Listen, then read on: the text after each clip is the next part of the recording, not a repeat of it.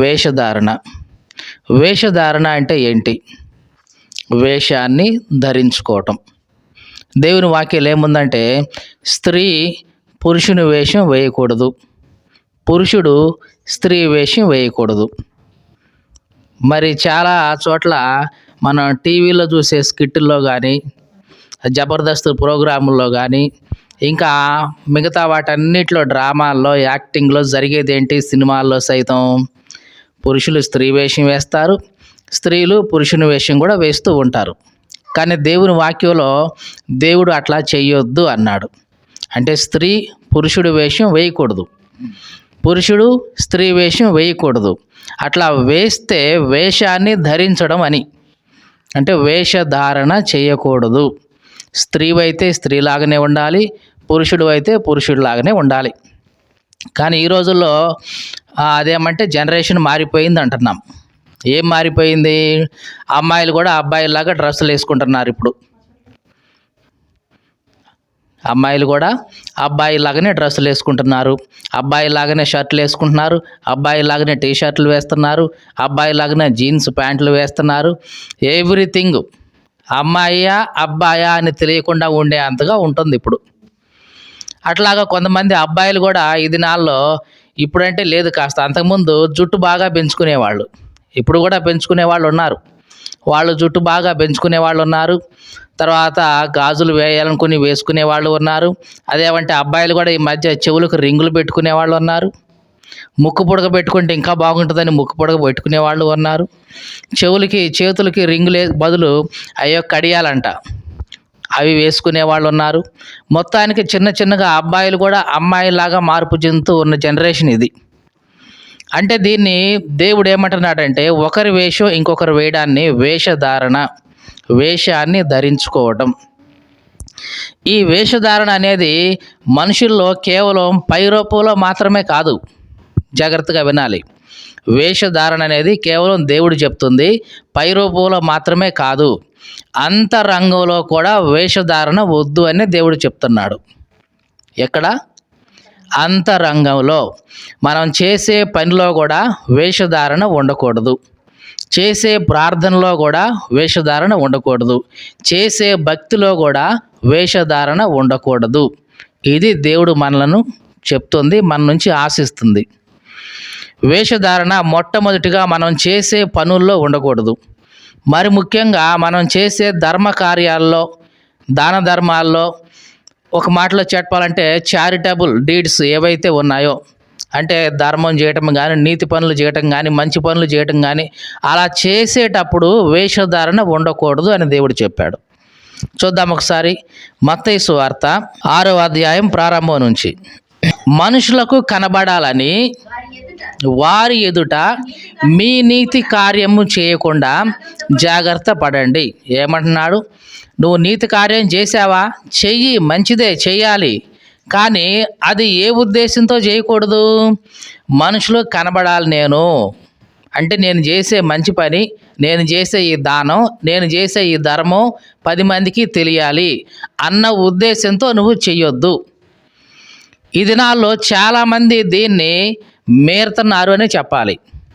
ఇప్పుడు ఎక్కడైనా చూడండి, ఫేస్బుక్లు వచ్చినాయి, వాట్సాప్లు వచ్చాయి, ఇన్స్టాగ్రామ్లు వచ్చాయి, యూట్యూబ్లు వచ్చాయి.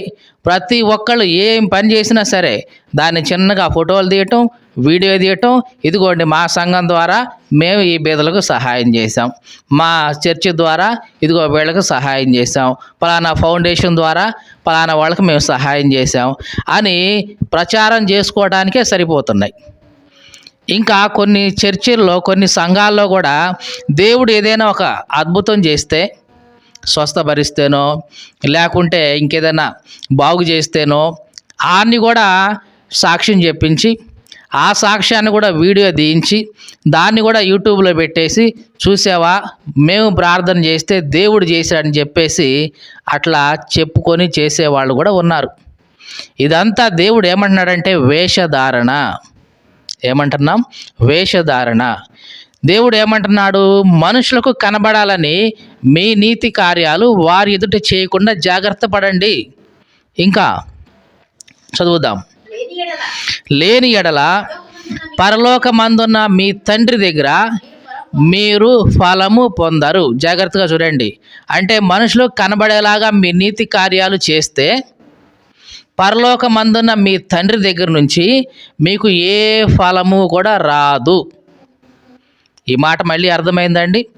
మనుషులకు కనబడాలి, మనుషులకు వినబడాలి అనే ఉద్దేశంతో నువ్వు గనక పని చేసినా సరే దేవుని దగ్గర నుంచి నీకు ఏ ప్రతిఫలము రాదు, రానే రాదు. ఇంకా ఏం చెప్తున్నాడో చూడండి ప్రభువు. కావున నీవు ధర్మం చేసేటప్పుడు మనుషుల వలన ఘనత పొందాలని వేషధారులు సమాజ మందిరాల్లో వీధుల్లో చేసినట్లుగా నీ ముందర బోర ఊదించొద్దు. వారు తమ ఫలాన్ని పొందే ఉన్నారు, జాగ్రత్త. యేసు ప్రభు ఏమన్నాడంటే, నీవు ధర్మం చేసేటప్పుడు, అంటే ఒక మంచి పని చేసేటప్పుడు, ఒక నీతి కార్యం చేసేటప్పుడు వేషధారులాగా సమాజ మందిరాల్లో వీధుల్లో చేసేలాగా నీ ముందర బోర ఊదించొద్దు. ఆ రోజుల్లో ఎట్లా ఉండేదంటే, ఆ ఇశ్రాయేల్ దేశాల్లో కొమ్ము బోర ఉండేది. ఇప్పుడు లేవు. కొంతమంది కొమ్ము బోరలు వాడుతున్నారు, అక్కడి నుంచి తెచ్చుకొని కూడా. కొమ్ము బోర ఉండేది. ఆ కొమ్ము బోర గట్టిగా ఊదేవాళ్ళు. ఎప్పుడైతే అక్కడ బోర శబ్దం వచ్చిందో అందరూ కూడా అక్కడికి గ్యాదర్ అయ్యేవాళ్ళు. ఏం జరుగుతుంది అని చెప్పేసి అందరూ వచ్చి అట్లా చూస్తూ ఉన్న టైంలో ఈయన ఒక బీదవాడికి ఇదిగో ఎంత అమౌంట్ ఇస్తూ ఉంటాడు. ఈ లోపల ఈయన బీదవాడికి అమౌంట్ ఇవ్వడం అందరూ చూడాలి. అలా చూడాలి అని ఇతను ముందుగానే బోర ఊదిస్తున్నాడు. అంటే నేను చేసే ఈ ధర్మకార్యం, నేను చేసే ఈ మంచి పని వీళ్ళందరూ కూడా చూడాలి. అలా చూసే ఉద్దేశంతో ఆయన తన ముందర ఏం చేస్తున్నాడు? బోర ఊదిస్తున్నాడు. ఎందుకని? మనుషుల దగ్గర ఘనత పొందాలి, మనుషులకి అందరికీ కనబడాలి. ఇది వెనకాల ఉన్న ఉద్దేశం. దేవుడు చూడాలి, దేవుడు ప్రతిఫలం ఇవ్వాలి కాదు. మనుషులు చూడాలి, మనుషులు నన్ను గుర్తించాలి. ఇదిగో పలానా వాళ్ళు, ఇదిగో పలానా వాళ్ళకి ఎంత ఇచ్చారు, నిజంగా ఆయన ఎంత గొప్పోడో అని పొగుడుకోవాలి. ఈ ఉద్దేశంతో నువ్వు ఏ పని చేసినా సరే దేవుడు ఏమంటున్నాడు? వేషధారులు వాళ్ళు ఎవరంట? వేషధారులు. ఈ దినాలు కూడా చూడండి, చాలామంది క్రిస్మస్ వచ్చినప్పుడు, జనవరి వచ్చినప్పుడు, ఇంకా ఏదైనా సంఘంలో కార్యక్రమాలు జరుగుతున్నప్పుడు ఎంత అని ఇస్తారు. ఇచ్చి దాన్ని మళ్ళీ మైకులో చెప్పించుకుంటారు. పలానా ఇంటి పేరు గలవాళ్ళు, పలానా పేరు గలవాళ్ళు ఎంత ఇచ్చారు, దేవుడు వాళ్ళని వాళ్ళ కుటుంబాన్ని కాచి రక్షించి కాపాడును గాక అని మళ్ళీ దానికి ఒక ఆశీర్వాదం కూడా తగిలిస్తారు. ఇదంతా ఏమిటి? నీ పేరు వినబడాలి, నువ్వు ఎంత ఇచ్చావో అందరికీ తెలియాలి. అంటే నువ్వేం చేస్తున్నావు? వేషధారులాగానే చేస్తున్నావు. వాళ్ళు బోర ఊదించారు, నువ్వు మైకి పెట్టి మరీ 100 మందికి చెప్పుకుంటున్నావు.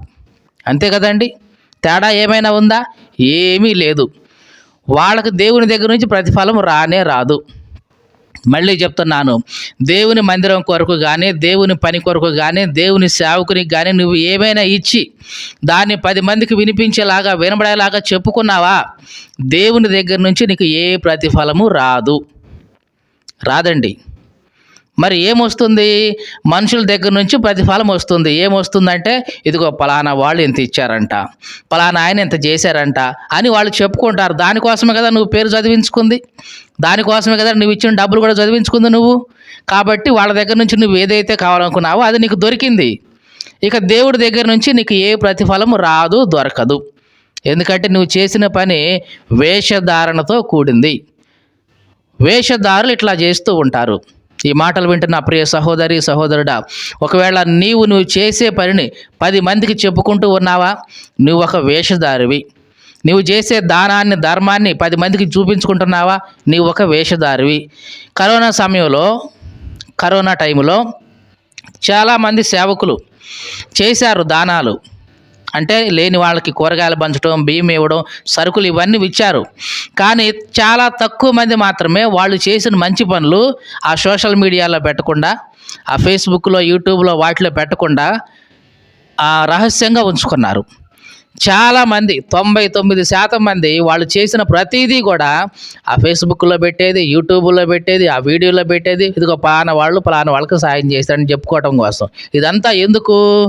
వాళ్ళ పేరు అందరికీ తెలియాలి, వాళ్ళు చేశారన్న సంగతి అందరికీ తెలియాలి. దేవుడు వాళ్ళని ఏమన్నారంటే వేషధారులు. వాళ్ళకి దేవుని దగ్గర నుంచి ఏ ప్రతిఫలము రాదు. మనుషులు వాళ్ళని చూడాలనుకున్నారు, చూశారు. మనుషులు వాళ్ళని మెచ్చుకున్నారు. కానీ దేవుని దగ్గర నుంచి ఏ ప్రతిఫలం కూడా రాదు.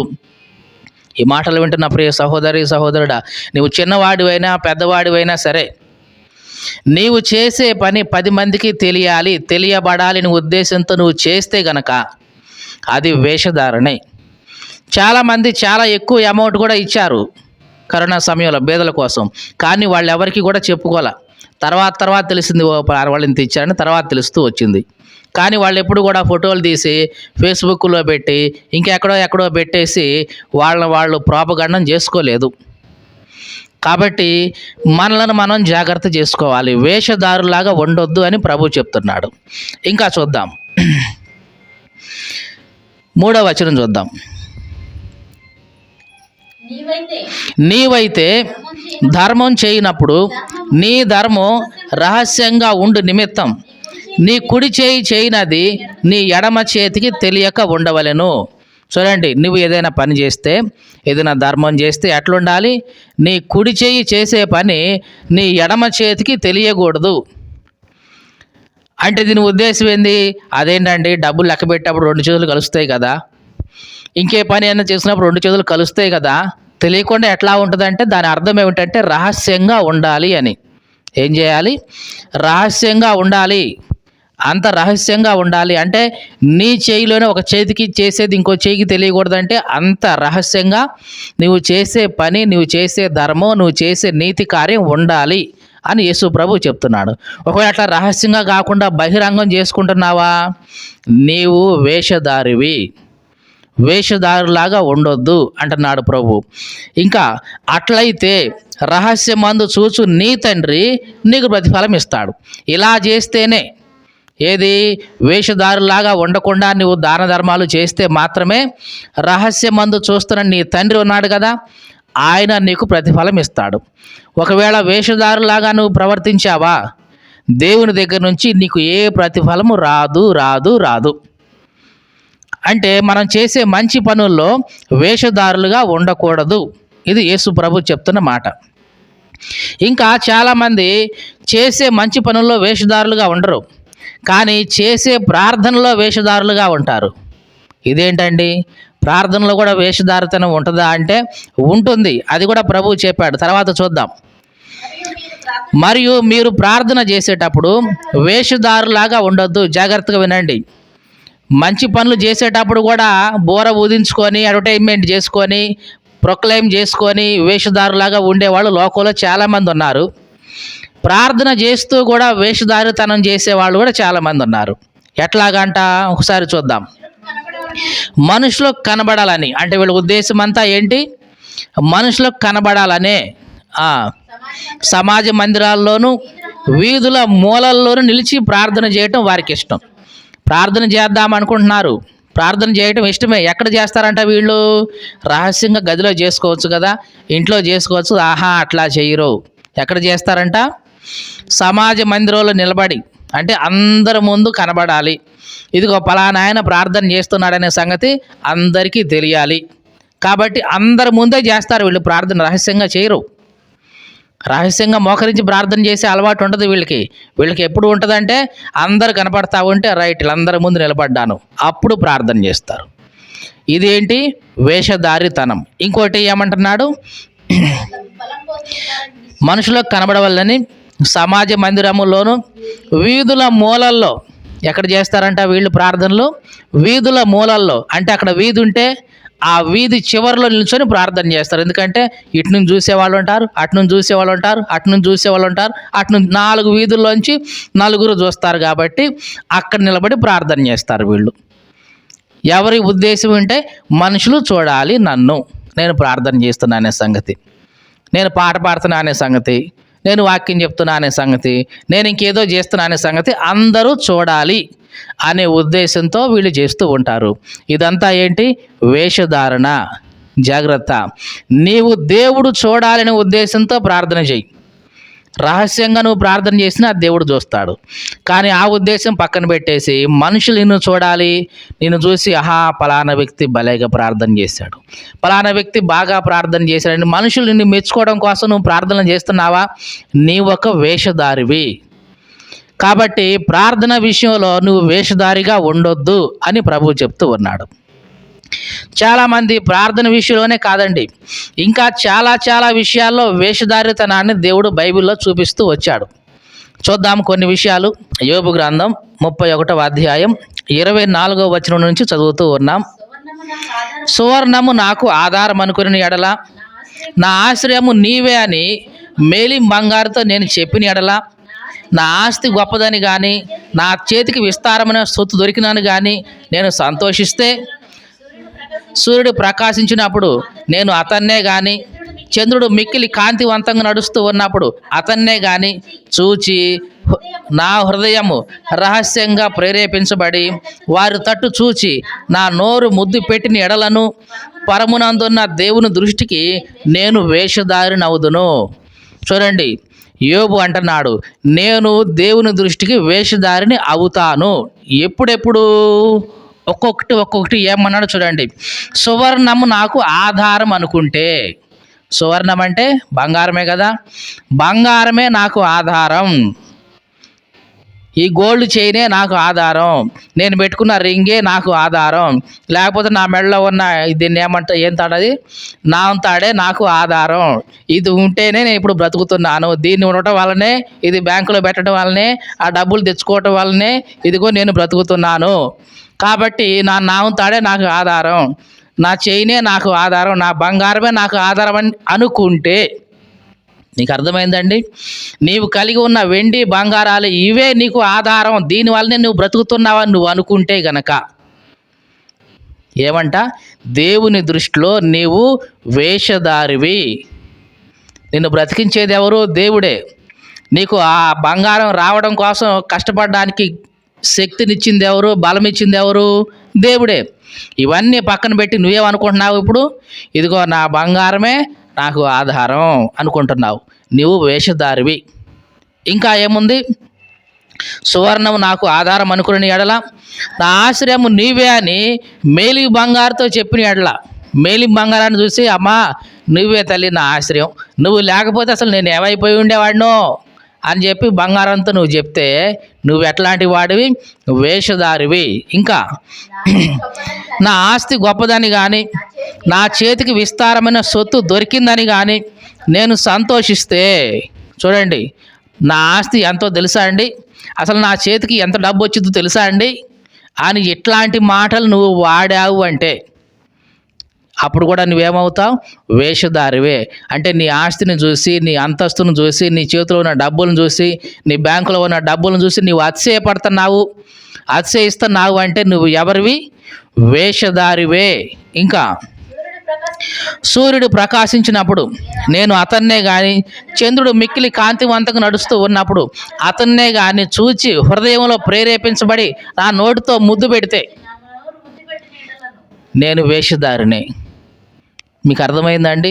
సూర్యుడు బాగా వస్తున్నాడు, ఉదయిస్తున్నాడు అని చెప్పేసి ఆయనకు నమస్కారాలు చేస్తూ నా నోటితో ఆయనకి ముద్దులు పెడతా ఉన్నాడు అనుకోండి, నువ్వు వేషధారివే.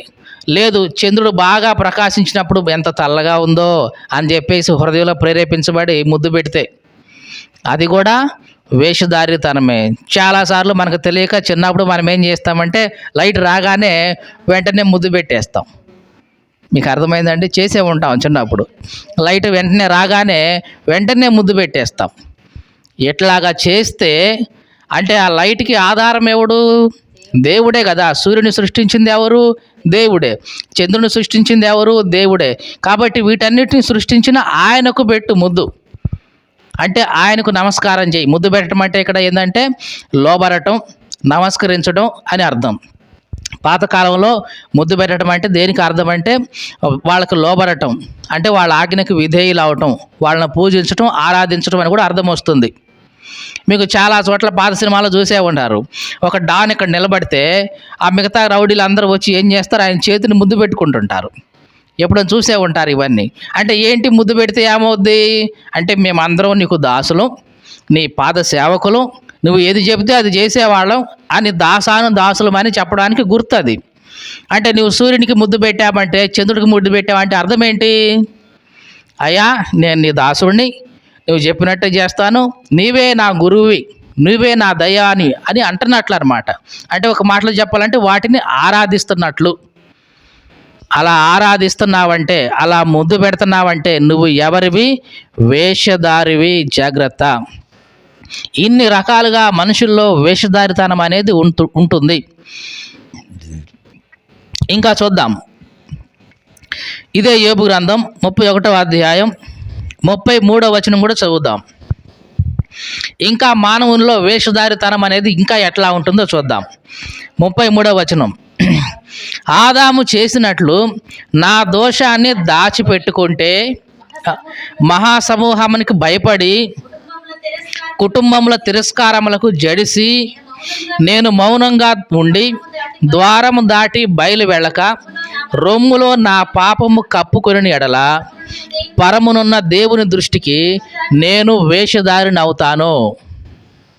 దేవునికి స్తోత్రం కలుగునుగాక. ఏమిటంట? ఆదాము చేసినట్లు నా దోషాన్ని నేను దాచిపెట్టుకుంటే. ఆదాము ఏం చేశాడంట? దోషాన్ని దాచిపెట్టుకున్నాడు. దేవుడు వచ్చి, ఆదామా నువ్వు ఎక్కడున్నావంటే, అయ్యా ఇదిగో తప్పు జరిగింది, నీ ముందుకు రాలేక ఇదిగో చెట్టు చాటును దాక్కున్నా అంటే బాగుండేది, కానీ ఒప్పుకోలా. నేను పండు తినొద్దన్న పండు తిన్నావా ఏంటి అంటే, అయ్యా జరిగింది తప్పు అని అప్పుడన్నా ఒప్పుకోవాలా? ఇదిగో ఈ అవ్వే చేసింది, ఏమో తిన్నది, నాకు ఇచ్చింది, నేను తిన్నా అని ఆమె మీద నెడుతున్నాడు తప్ప తన దోషాన్ని తాను బాహాటంగా నిర్మోహమాటంగా ఒప్పుకోవట్లా. పైగా దేవుడితో అంటున్నాడు, ఇదిగో నా మాన నేను ఏ పని లేకుండా తోట పని చేసుకుంటూ ఉంటే నీవే కావాలని ఒక స్త్రీని తీసుకొచ్చి నాకు ఇచ్చావు. ఏమేమో ఆ పండు తిన్నాము, ఊరికే లేదు, మళ్ళీ తీసుకొచ్చి నాకు ఇచ్చింది, నేను తిన్నా. అంటే ఆదాము ఏమనంటే అక్కడ మాటలో, నాతో ఉండడానికి నీవు నాకు ఇచ్చిన ఈ స్త్రీ అన్నాడు. ఏమన్నాడు? నాతో ఉండడానికి నీవు నాకు ఇచ్చిన ఈ స్త్రీ అన్నాడు.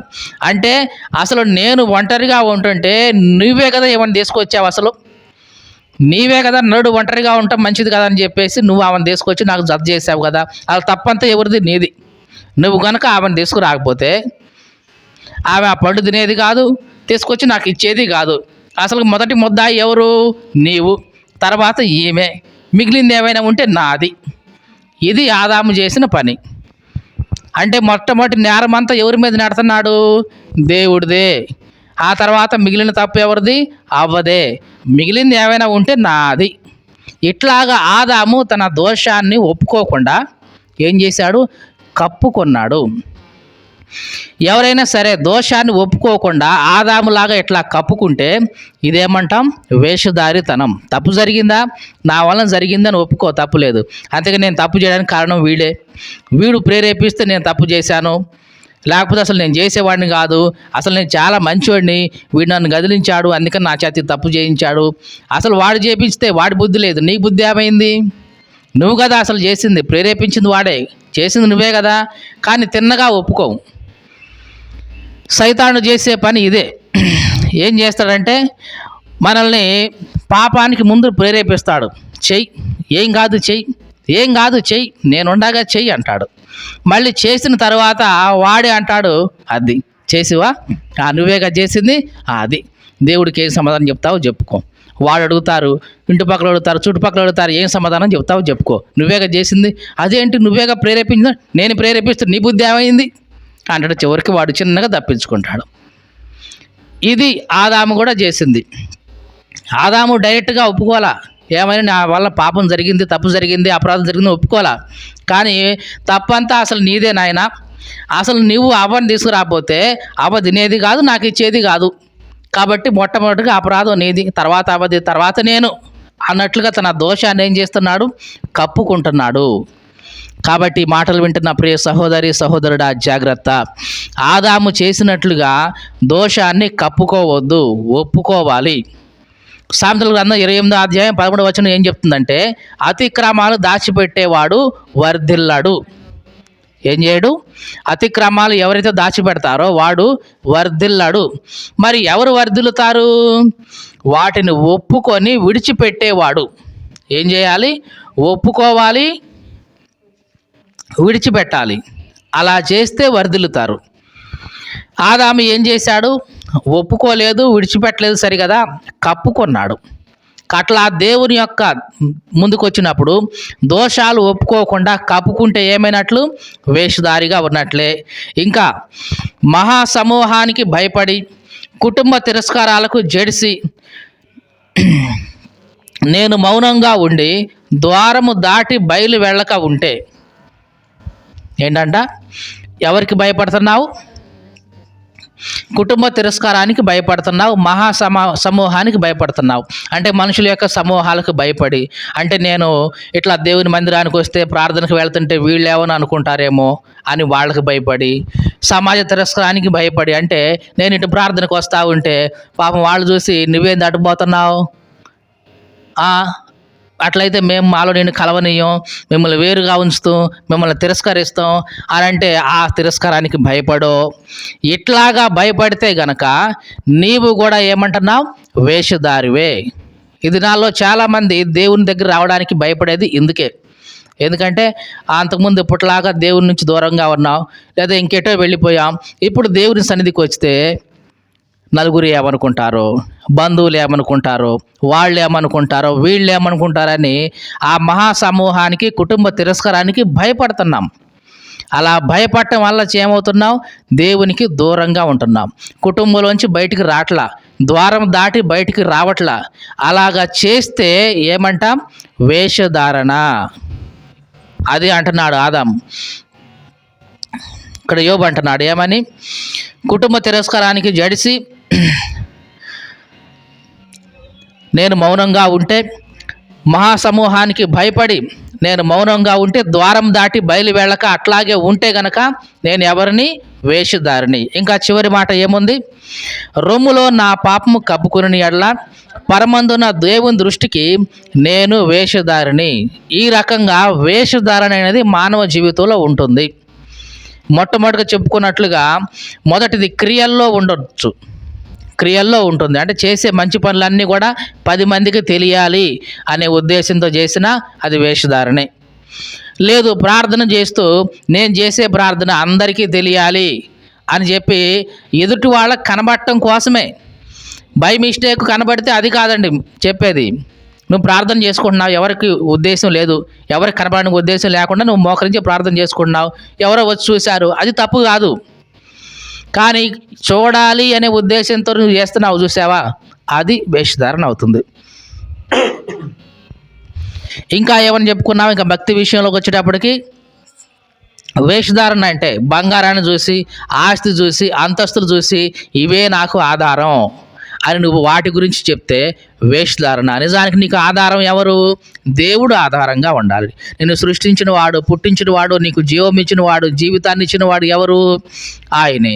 కాబట్టి ఆయన కాకుండా ఇదిగో ఈ బంగారం, ఈ వెండి, ఈ ఆస్తి పాస్తులు ఇవి నాకు ఆధారం అని నీ మనసులో అనుకుంటే గనక నీవు దేవుని దృష్టికి ఎట్లా ఉంటావు? వేషధారిగా ఉంటావు. జాగ్రత్త. ఇంకా ఏముంది అక్కడ? ఇక సూర్యుని చూసి కానీ, చంద్రుని చూసి కానీ, ఇంకా ఏ విధమైన వాటిని చూసి కానీ నేను ముద్దు పెడితే, అంటే వాటిని పూజిస్తే, వాటిని ఆరాధిస్తే, వాటికి సాగిల పడితే, ఇదిగో ఇవే మాకు దైవాలని చెప్పేసి అనుకుంటే నువ్వేంటివి? వేషధారివి. ఇంకా దేవుని సన్నిధికి రావడానికి ఎవరో ఏదో అనుకుంటారు, మహాసమాజం ఏదో అంటుంది, కుటుంబాలు ఏదో తిరస్కారం వచ్చేస్తుంది అని ద్వారం దాటకుండా, ఇంట్లోంచి బయటకు రాకుండా నీవు అట్లాగే ఉంటే దేవుని దృష్టికి నువ్వు వేషధారివి. అన్నిటికంటే ముఖ్యంగా రొమ్ములో నీ పాపాన్ని ఒప్పుకోకుండా అట్లాగే కప్పుకొని ఉంటే చివరికి దేవుని దృష్టికి ఏమవుతావు? నువ్వు వేషధారివి. జాగ్రత్త. ఈ మాటలు వింటున్న ప్రియ సహోదరి సహోదరుడా, మరి ఇన్ని రకాలైన వేషధారణ ఉంది లోకంలో, దేవుల్లో, అది కూడా క్రైస్తవ్యంలో. వీటన్నిటిలో ఏ రకమైన వేషధారణలో నువ్వు ఉన్నావో జాగ్రత్తగా చూసుకో. ఏ వేషధారణ అయినా సరే దేవుడు సహించేది లేదు. లోకంలో ఒక మాట అంటారు చాలామంది సేవకులు, దేవుడు వేశ్యలనైనా క్షమిస్తాడు కానీ వేషధారులను క్షమించడు. అంటే వేశ్యలు అంటే వాళ్ళు చేసే ఆ వృత్తిని వేశ్యా వృత్తి అంటాం కదా. వాళ్ళు గతి లేకుంటే ఏదో పరిస్థితులు వాళ్ళలో కొన్నిసార్లు ఆ వేశ్యం యొక్క ఆ వృత్తిలోకి దిగుతూ ఉంటారు. దేవుని కృప వలన వాళ్ళు ఒకవేళ మారు మనసు పొంది దేవుని వైపుకి వచ్చిన తర్వాత ఆ పాత జీవితాన్ని పూర్తిగా విడిచిపెట్టినప్పుడు దేవుడు వాళ్ళని క్షమిస్తాడు, పరలోక రాజ్యం చేర్చుకుంటాడు. కానీ ఈ వేషధారితనం ఉందే, ఇది ఎవరిని వదిలేదు, దాన్ని కూడా వీళ్ళు వదిలేయరు. ఎందుకంటే ఎంతసేపటికి మనుషుల ముందు కనబడాలి, నేనేంటో మనుషులకు తెలియాలి, ఇది ఉందే ఈ బుద్ధి, ఇది చచ్చేదాకా పోదు. వీళ్ళు ఇట్లాగే ఉంటారు కాబట్టి చచ్చేదాకా వీళ్ళు దేవుని రాజ్యంలోకి పోలేరు. కాబట్టి వేశ్యలకైనా సరే పరలోక రాజ్యం ఉంటుందేమో కానీ ఇట్లా వేషధారణతో ఉండే వాళ్ళకి మాత్రం పరలోక రాజ్యంలో చోటు ఎన్నడూ ఉండదండి. ఈ మాటలు వింటున్న ప్రియ సహోదరి సహోదరుడా, మరి నీ జీవితంలో ఇంకా వేషధారిగానే ఉన్నావేమో, ఒక్కసారి మనలను మనం పరీక్షించుకుందాం.